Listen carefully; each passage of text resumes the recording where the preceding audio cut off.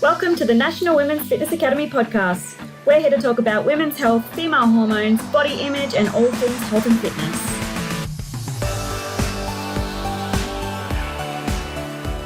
Hello girls, and welcome back to another episode of the Women's Fitness Academy's podcast. I'm your host Siggy, one of the WFA's educators and a women's online coach. Today, you are going to be in for a huge, fun, interesting, insightful podcast. I'm like trying to come up with all these words, but it's going to be a really great one. I am joined today by Corinne, who is known as the Fairy Quad Mother. And if you don't know her, go check her out right now. Pause the podcast, go to the Instagram, and you're going to be like, that's her. So Corinne runs face-to-face coaching as well as online coaching, and her motto is performance pursuits over aesthetics aspirations. And I think this is a really cool one because she encourages a lot of her clients to do so because she's there to help them to build themselves up and not to reduce themselves down. And this is what the National Women's Fitness Academy is all about, is about empowering women, educating you girls to be your absolute best instead of having those limited beliefs and you're thinking that you're not good enough. So before I go ahead and blabber on, babe, welcome. Thank you for being here. Thank you so much for having me. What an intro. Love that. Thank you so much. You're welcome. So everything that Siggy said was right. Fairy Quad Mother on Instagram. It's an absolute amazing nickname that sort of started off as a joke, but we had to run with it because it was too good to let go. When did that name come about? It started probably 2 years ago, and ever since I've just had it blasted in my bio. My partner got me a custom-made lifting belt with the Fairy Quad Mother on the back of it for Christmas last year. Honestly, the best gift I've ever received, because now when I go around training, one, no one can steal my belt because it's mine, and two, I get to just show off a little bit everywhere I go. I love that. That's so good. No one's going to steal that belt for sure. I'll know. Yeah. I will know. There's no other Fairy Quad Mothers going around, so love that. So for those who don't know you, would you mind explaining to them like how you came about into the industry, your personal experience as well? Yeah, absolutely. So as you mentioned earlier, I run a personal training and online coaching business with my partner. It's called Move For You PT. And our goal is to build our clients up by focusing on their performance rather than just the aesthetic side of things. Everything we really do is geared towards helping our clients lead more of a performance-driven and healthful life, especially in a world that really tends to glorify and celebrates aesthetic achievements. And this is a large part of who we are and also who I am, and feeds into, I guess, where I came from, both, starting off fitness as a teenager and then leading into where I'm at the moment. I love that. That's so cool. Before you started this venture with your partner, were you kind of doing your own thing and then got together, or were you like from day one, you're like, nah, let's do this? I think from day one, I was really committed to involving my partner. He's a competitive powerlifter and has been long before I sort of dabbled in powerlifting myself. And I wanted to have an avenue for my clients who really wanted to surpass their limits and strive for strength goals beyond just within the gym, and really sort of step onto a stage that allowed them to show off their achievements in that way. So we had a couple of months where I was, exploring things on my own and creating as a client base just as it was, but it was inevitable that I wanted to bring him on.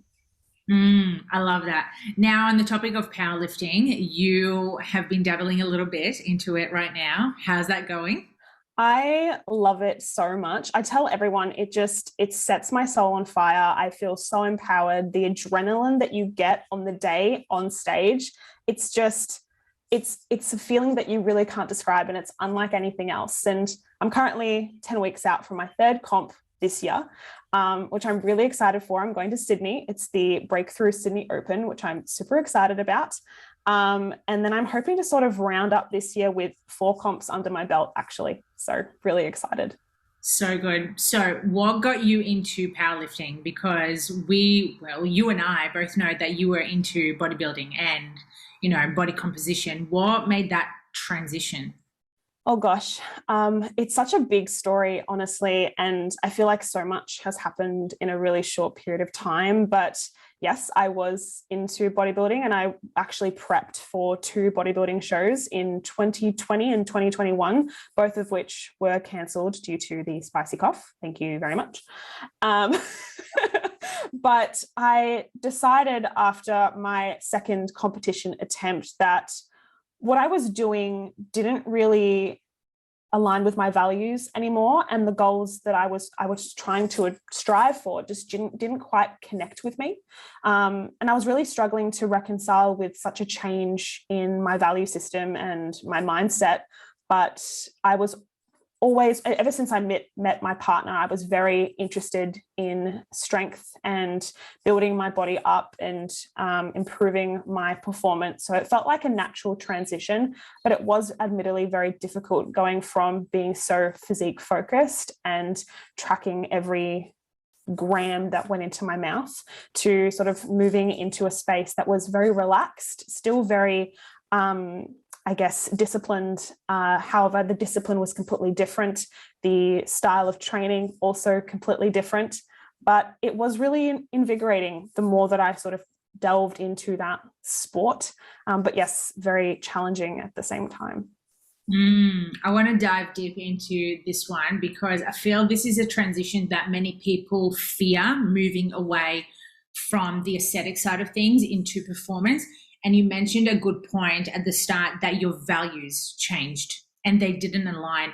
What was the difference? What made that difference for you to shift into powerlifting? So it's actually quite a long story, I think, and I feel like it actually goes back further even before I started bodybuilding, because one of the main reasons I started bodybuilding was due to an inadequacy I felt within myself and my desire to prove that I was something or someone.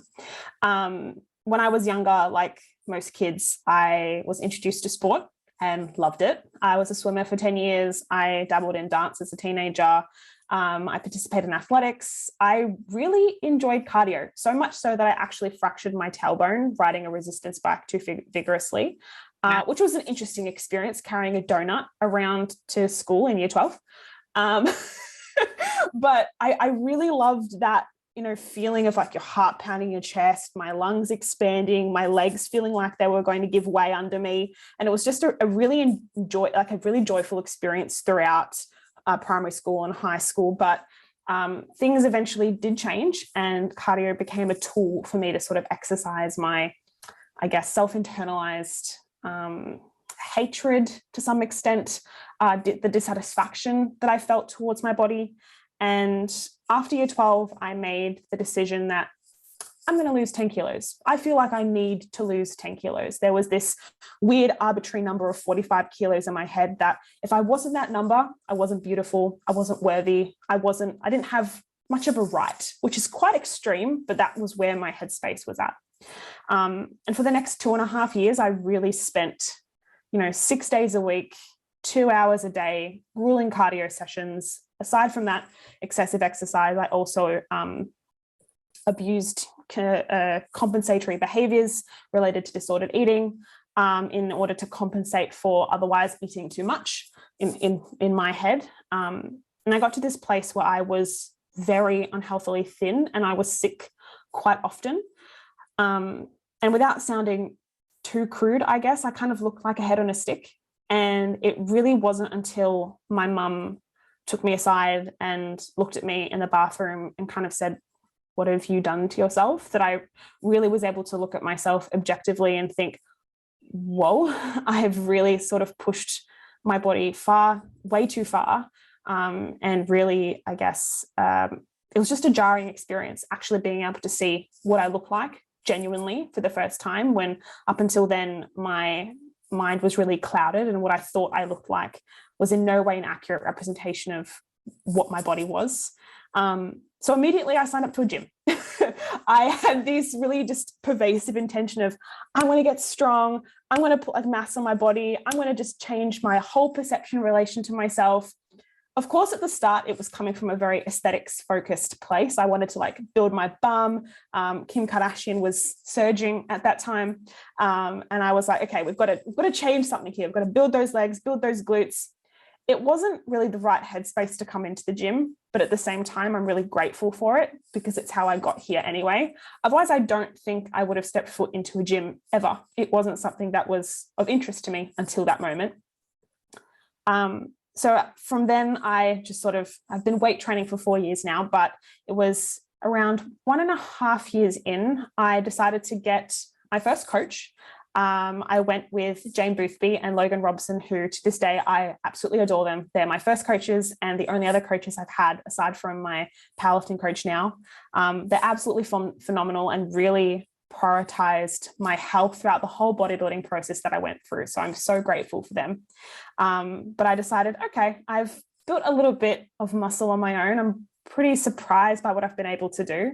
And for anyone who knows me, I'm very, when I have a goal, I'm tunnel vision. It's all that matters to me.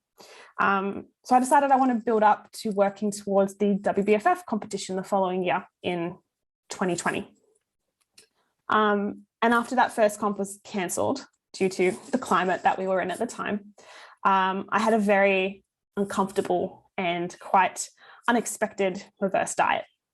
No one prepares you for what you have to deal with during a reverse diet. The dieting is easy. The dieting is a very straightforward process. But after that, when I also had the gym taken away from me because everything was closed, I didn't have access to my support network aside from my partner. And I didn't really know where I was going because the goal that I had tunnel visioned towards for the entire year leading up to that was just pulled out from under my feet. And although to some extent I was grateful because I didn't feel like I was ready, it was still an experience that reminded me that I wasn't mentally ready to do something like this, that the process of dieting down and treating your body as an ornament was not something that really matched with how I wanted to treat myself. But I was committed to doing the comps because everyone was telling me that, oh, you're going to do great. You look fantastic. Look at your legs. Oh my God. Everyone was really supportive, probably more supportive of me than I was of me. So I had developed this expectation that I needed to compete, that I owed it to everyone else, not myself. And I didn't realize this until after the event. In the moment, you feel really consumed by everything. And I wasn't really attuned to the way I was actually feeling about the situation. And then after the second comp attempt was cancelled, I was once again relieved because I really didn't want to go through with it in hindsight. But then I had to go through another really taxing and mentally draining reverse diet. And I thought to myself at that time, do I really want to do this again and again and again? Do I really want to risk my relationship with food again and again and have to rebuild this base where I feel okay to eat certain things? Up until August last year, I didn't do birthday cake for 4 years or 3 years. I didn't do Christmas for 3 years. I didn't eat out at a place I couldn't track for that time. I was all in head first, but it wasn't safe and it wasn't healthy. And as I was studying my honors degree and sort of delving more into feminist philosophy, I also realized that what I was trying to achieve in my sport life, I suppose, didn't really match up with what I wanted to value and what was important to me in my day-to-day life and through my education. So while it was very jarring to sort of make that switch, okay, bodybuilding actually isn't for me. I don't have to be Corinne the bodybuilder. I can just be Corinne. I don't have to have an extra identity attached to the one that already exists.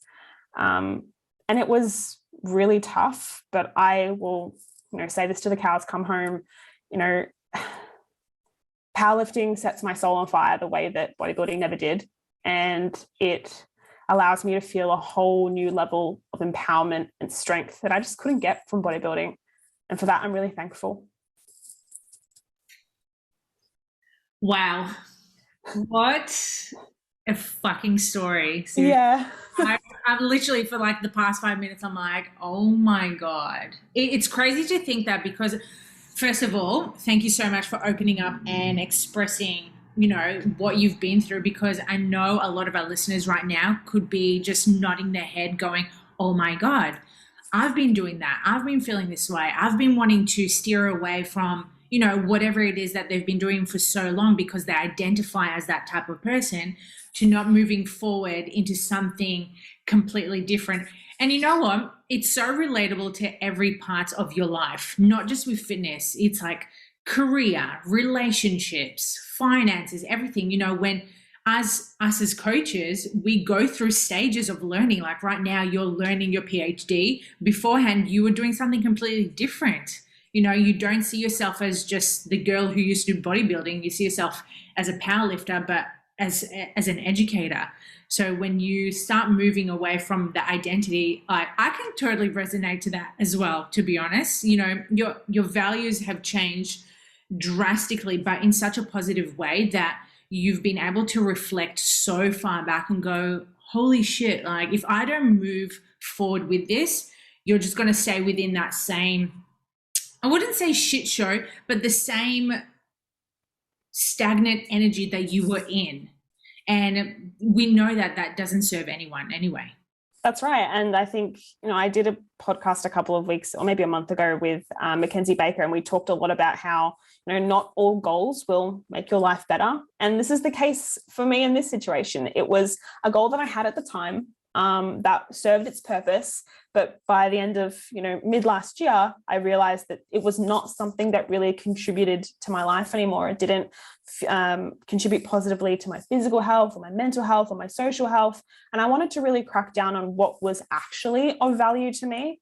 And that was, living my life as I am now, and powerlifting and being strong and educating myself and others, and really focusing on just driving home how important it is to actually take care of yourself and every facet of yourself. Yeah, exactly right. And also taking care of yourself because you want to, not just because you need to. Because I don't know if you've come across this with other women as well, but they find that they're in such a really shit situation that they end up getting a coach at that stage. It's like, you should have come to me like 2 months ago when you were actually feeling pretty good, instead of you coming to me right now feeling like you're absolute shit. So it's the same approach where people tend to see a psychologist when they're actually in the middle of just despair. You need to start seeing the psychologist several months before, when you're on the cusp of not quite feeling right and know that you need help, before all your coping strategies completely fall apart and you're just a crumbling mess by the time that you actually get to your appointments. It's something that we have to think of, in advance, and what's actually going to be beneficial for us in the future, as opposed to, arriving at a coach or a psychologist or whatever specialist at rock bottom. And unfortunately, that's something that they don't teach us at school. No, they don't. They teach us a lot of stuff, but none of it's really helpful. They taught me algebra. I don't use that. I don't use fractions. I don't need that. What the hell is that? Oh my God, it's so true. I love the fact that we've opened this conversation about values and how steering away from, your old self-identity to someone new and positive. Not saying that it wasn't positive previously, but it's positive for you right now where things are moving to. Let's talk about the side of, when you first started this journey and you noticed this amazing transformation. You started building this awesome physique. You started getting attention, the good, the bad. Tell me about the bad, because too often everyone talks about the instant gratification of going, oh my God, your quads are amazing. Oh my God, your back looks huge. Oh my God, I want your abs. But no one fucking talks about the people who are privately, creeping into your DMs or creeping into your comments going, oh, you look like a man. Oh, that is disgusting. Oh, why do you need to be so big? And you know this from like firsthand experience. I know that as well, but from you, I know it's something that has been going on. From quite an early point in my, fitness career, I'd been getting comments from men mostly with regards to my supposed steroid abuse, which is absolutely laughable because I know diddly squat about anabolic steroids, aside from certain names that other people tell me. But there were hosts of comments left on my videos about, you look like a man, or you must be taking steroids, you're not natural, none of this was hard work, blah, blah, blah. And I remember at one point, some anonymous person on a website called Reddit made a thread about me, calling me a manipulative liar for misleading my following because I was on PEDs, which is absolutely ridiculous. And there have been moments where I've come out and sort of really attacked people who were quite aggressive about their beliefs with me, and actually said, I won't believe you unless you get a test, unless you get tested. I'm like, I'm happy to go test my pee for you, but you're going to be really disappointed because it's not the result that you're going to want to see. But it's been such a strange experience because it's always men, it's never women. And it's always coming from a place, I perceive at least, of insecurity from people who don't even train. There was another point, I was in Adelaide at home, and I just left the gym, and a bunch of very underdeveloped white men decided to roll down their window and say, "Get off the steroids." And I'm like, it's a situation where I would love to have yelled back and said something absurd, but I'm literally in the middle of the road and walking across to meet my mum. And I'm like, are you actually kidding me right now? Is this the conversation and the dialogue you want to start with me? Do you step under a squat rack? Do you squat 150 kilos? Do you want to have this conversation with me right now? It's mind boggling. And for a while, yeah, I definitely did sort of bite back and attack a lot of the people who would make comments to me because I thought it was inherently just unfair. I was really proud of my work ethic and really proud of all the discipline and dedication and effort that I put into my training. And I always say to people, you don't know what consistency looks like. If you see what I did then, that was consistency. And people don't want to do that most of the time, which is also rightfully so because I was unnaturally obsessed. But at this point, I think I've stepped away from the attacking, mostly because I think this year has been the year where I've received the most negative comments about my body than I ever have, both in person and online, where people feel the need to tell me, oh, your quads aren't as lean as they used to be. What happened to you? You kind of look really, you don't look right. Where'd your quads go? And I'm like, they're still there, dude. They still squat more than you. But I don't feel the need to engage with those comments. I don't want to, fuel that unnecessary behavior. I don't want to participate in that antagonism or, reinforce the right to actually make those statements. It's so unnecessary. And the right that these often, it's always men. It's never women. It's always men, at least in my experience. The right that these men feel they have to comment and talk about my body speaks to a larger societal issue where it seems like women's bodies are everyone else's problem, when in reality they're just ours. They're ours to deal with. And this is my body, and I know what I look like. You don't need to make comments and remind me that I'm not Corinne the bodybuilder anymore. I know I've made that conscious choice. It's still hurtful, as comments will always, inflict some degree of discomfort. But at this point, I think I've found comfort in being very confident in myself and my choices, that those comments don't really hit hard anymore.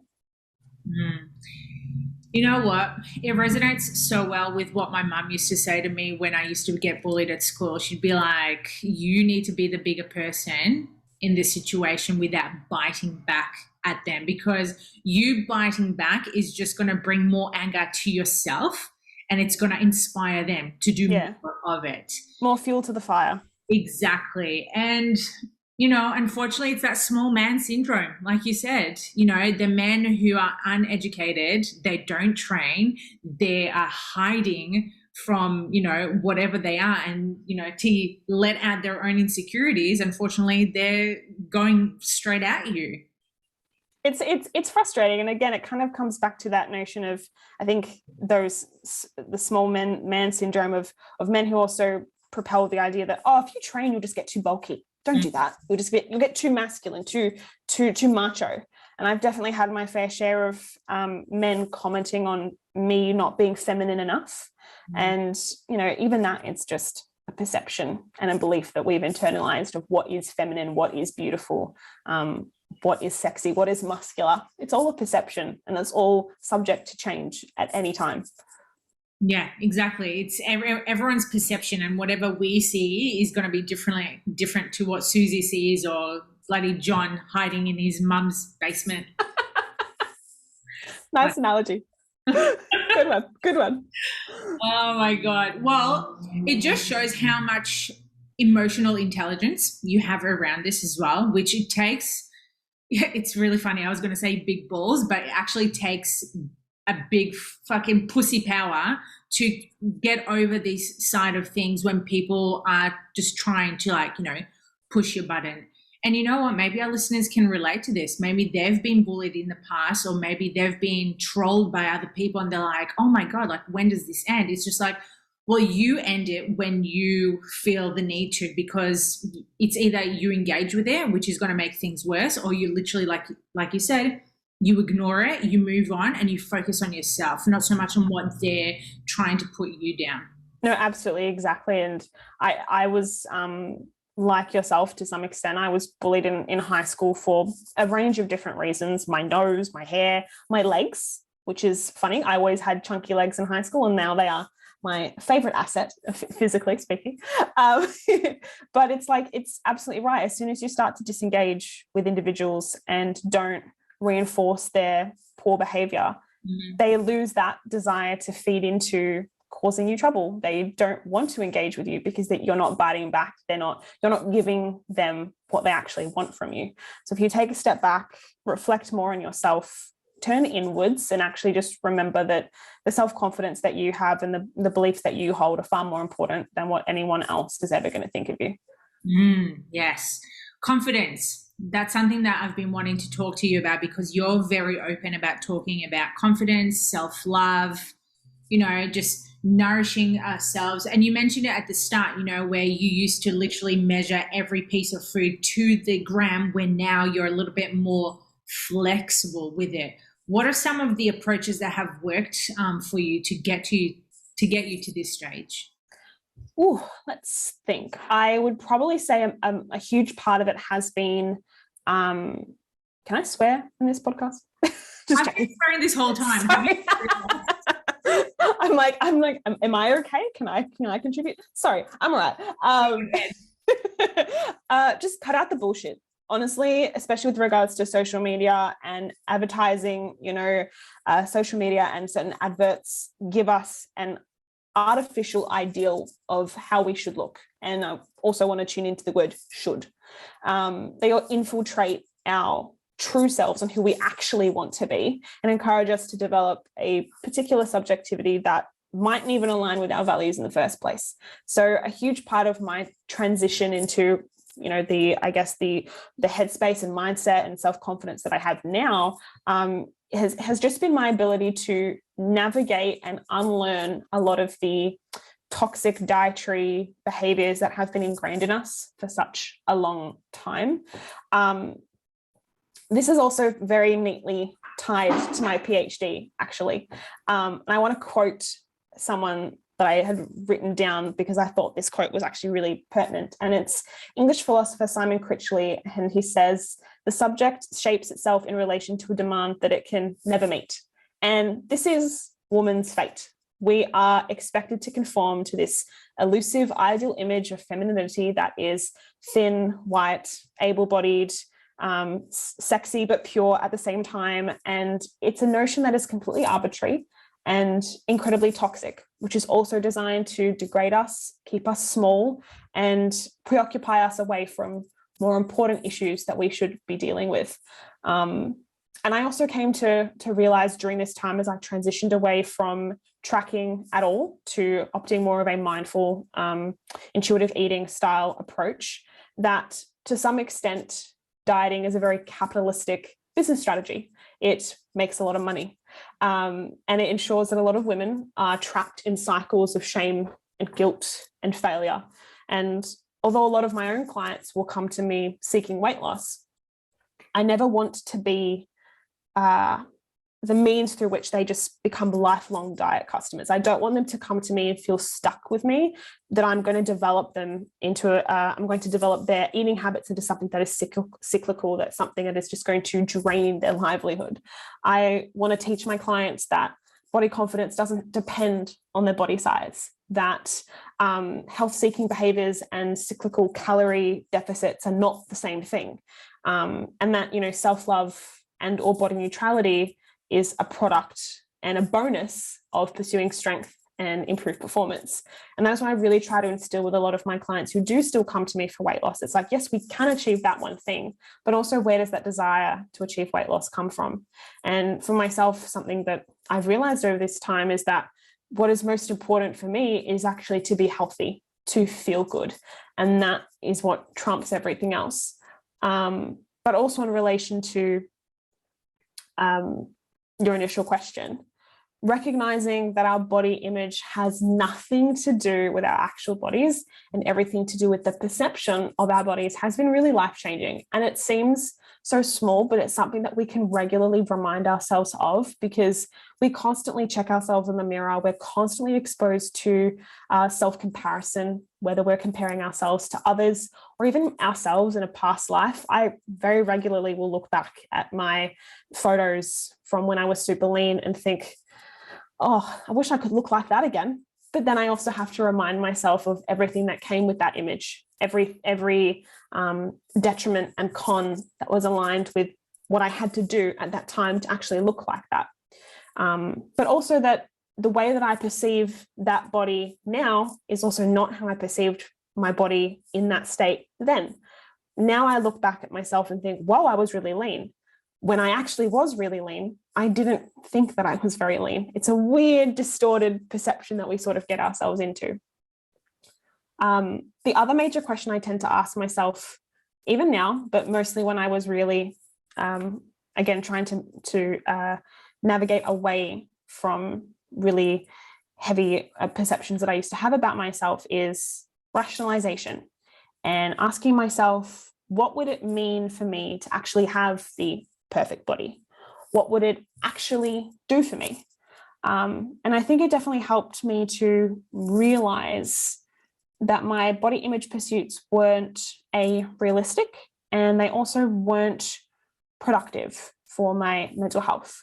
What I was trying to achieve and strive for wasn't something that I could maintain sustainably for a long period of time. It was a very short-term, temporary thing. Whereas now, the body that I get to live in and enjoy is something that I can maintain for a really long time. And the way that I go about practicing my eating behaviors and engaging with movement is so much more healthy from not just a physical point of view, but also from my mental well-being, my social wellness. There are so many different elements that we don't consider at the start of our fitness journey that actually really interconnected. It's not just about our physical health. Our mental health can influence how we train, how we move, and vice versa. There are so many different interconnecting factors. I love everything that you said, to be honest. Thank you.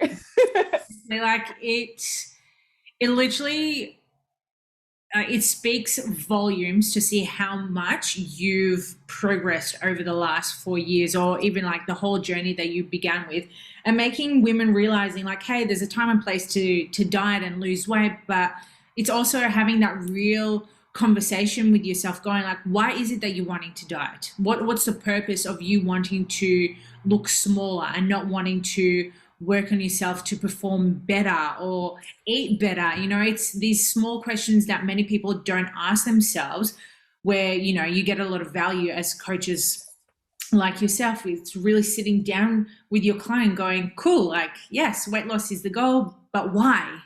why is weight loss the goal? And we know the answer. The answer is never about the absolute number. It's about something completely personal and different and deep. And once you pull all those layers off, you're like, this is why. 100%. And when I was dieting, I never wanted to be healthy. It actually wasn't my ultimate goal. My very specific goal was to achieve a certain body fat percentage, essentially, or a certain weight, but that wasn't dependent on my health. And when I was at my leanest, I certainly wasn't the healthiest. And now when I'm probably the heaviest I've ever been, I am incredibly healthy. I have a lush diet of fruits and veg and protein, and I have all my sweets and enjoyments, and I don't skip out on any food groups. Whereas in the past, I would neglect my fruit, neglect my vegetables, especially when calorie counting was so important to me that I would do anything to preference a slice of bread over a handful of grapes.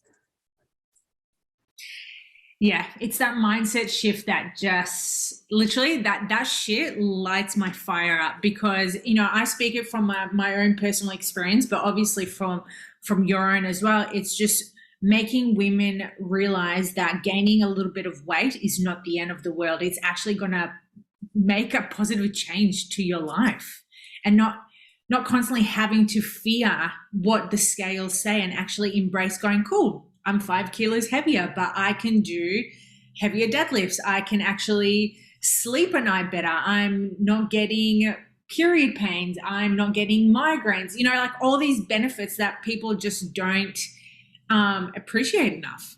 Absolutely. And if you had told 45 kilo Corinne that she was one day going to be 67, I think she would have keeled over and had a heart attack. Like, there was no way that my little old self 4 or 5 years ago, super petite, very underweight, very unhealthy and sickly, would have ever believed that number was okay. And over the course of my journey, there were always numbers in my head that just didn't seem right. And I've crushed all of them. Now I'm just like, cool, bring on 70 if that's what's needed to get me fucking stronger. Like, I don't mind.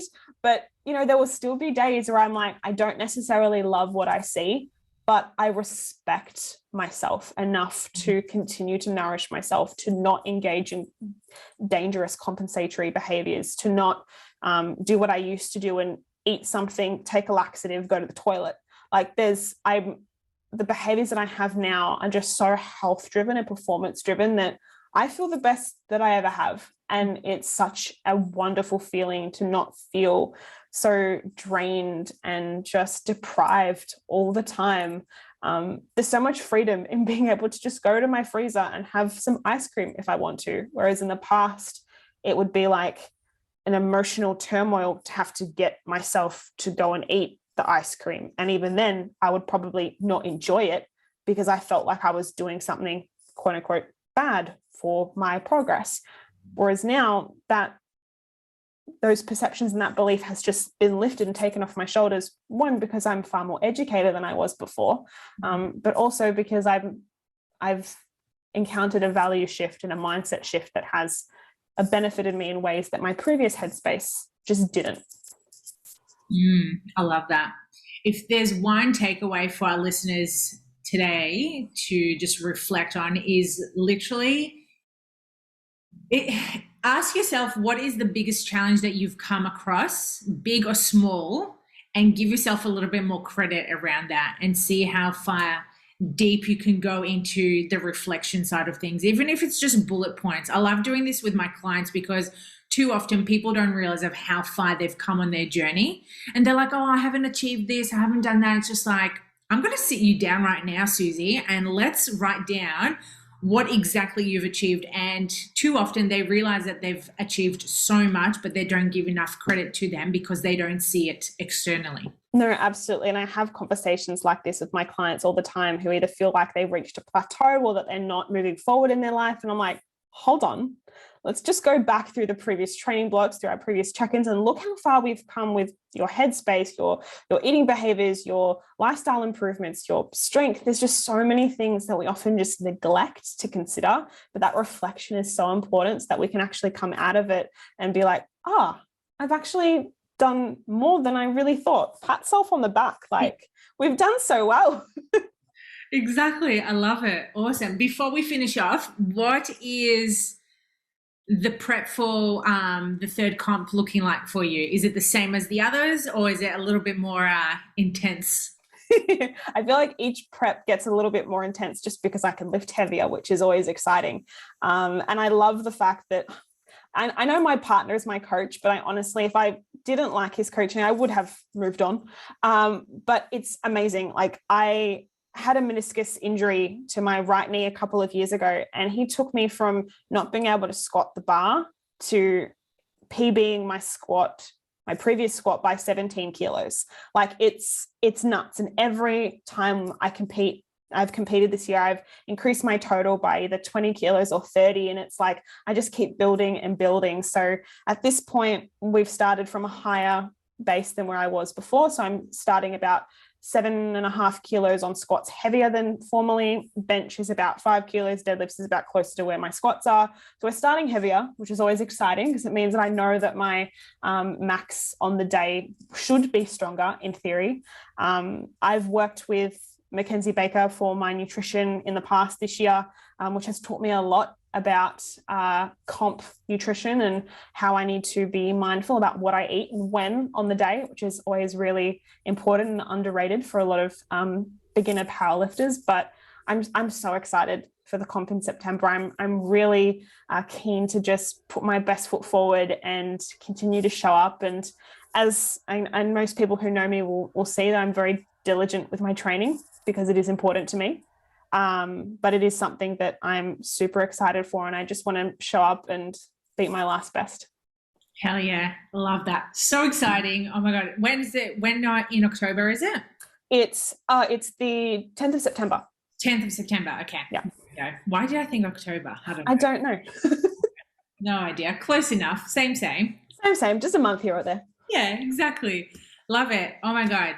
Thank you so much for joining me. Today's podcast has been very insightful, and I know our listeners are going to be taking a lot of lessons and learnings out of the conversation that we had today. Before we leave, where can our followers find you? How can they work with you? You can find me on Instagram at Corinne Wooden, or just search the Fairy Quad Mother. Either or will come up. You can also find my business and coaching at Move For You PT on Instagram as well. We have some exciting things coming up in the new financial year as well. We're actually getting started on our first merch, which is going to be very unconventional and something that I think a lot of people won't be expecting, but I'm really excited to sort of shock some people, surprise some others, and hopefully attract some new people on board as well. I love that. That is so exciting. I love anything unconventional. Make a difference. Me too. It doesn't have to be like the streamline, just like your brand on a shirt. We're going crazy. We're doing something different. Yeah, love that. Like hybrid. Yeah, exactly. Yeah, love it. Awesome, girls. Well, if you enjoyed today's podcast, please make sure that you screenshot it, tag us at the Women's Fitness Academy, tag myself, tag Corinne. And then until next time, start reflecting a little bit more on your performance goals and not so much on your aesthetics goals.